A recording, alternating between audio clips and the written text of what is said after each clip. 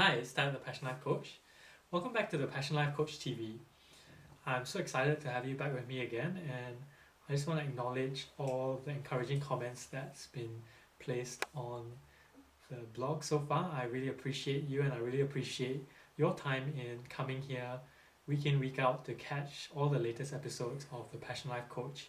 I know that it's valuable time and valuable attention on your part, so I just want to appreciate you for that, and I do hope that you're getting a lot out of it.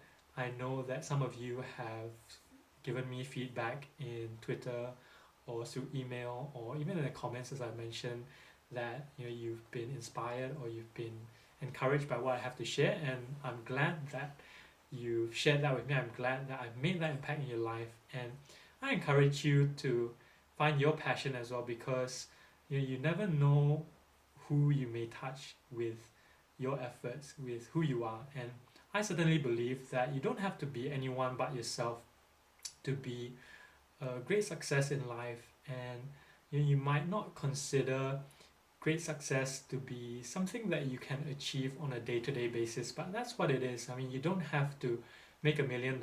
You don't have to be the very best in your profession, or a six-figure business or seven-figure business to consider yourself to be a success. Really, I believe that if you reach out there and you touch another person's life and you impact another person in a positive way, you can go to sleep and sleep knowing that you've made a difference for a day, and that's really one of my definitions of success. And so with that in mind, I want to share with you today one of the stories that I use a lot to illustrate passion and what it's all about. And many of you may or may not know the story of David and Goliath. Well, David was a young boy, youngest of 7 children, and he's just an ordinary boy before all the legends and all the stories. And he was just in his dad's backyard, literally taking care of sheep while his brothers went off to war. And so one day he was sent to deliver food to his brothers, and as he went to the battlefield, he saw this huge giant challenging the people of his country and saying that, hey, isn't there anyone out here who can challenge me, who can give me a fight? And day in, day out, the giant had been going out there and giving the same challenge, and no one dared to stand before him. But that day, when David heard the challenge, he was so passionate about his country, he was so passionate about the name of his God, that he walked right up to the king and said, hey, I'm going to face the giant today.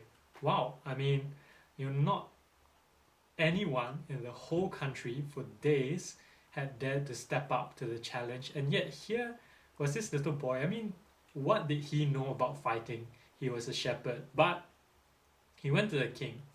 And so the king said, look, David, I can't send you in that suicide. But David insisted, so the king said, look, I'll give you my armor, I'll give you my sword, I'll give you everything that I use to fight. But David said, look, I don't need any of that because I just can't use that. And to me, that speaks of your talent. I mean, you can't just take on what another person does. You can't just replicate someone else's process and expect to have success. And David knew that, so he went out and all he took was 5 stones, a sling, and walked up to the giant. The giant laughed at him, and David said, just you wait, put the stone in the sling, swung it around a few times, smacked it right in the head of the giant, only needed 1 stone, and that was it. The giant fell, he won, and the rest is history, as they say. So never underestimate what you can achieve with what you know, with what you're good at, and with who you are, really. So with that in mind, I challenge you today to get out of that mindset that you're not good enough. Get out of that mindset that you've got nothing to give anyone, because really, with all that you have, with all that you know, I believe that's enough for you to take on the giants in life. So it's that, the Passion Life Coach, signing off again.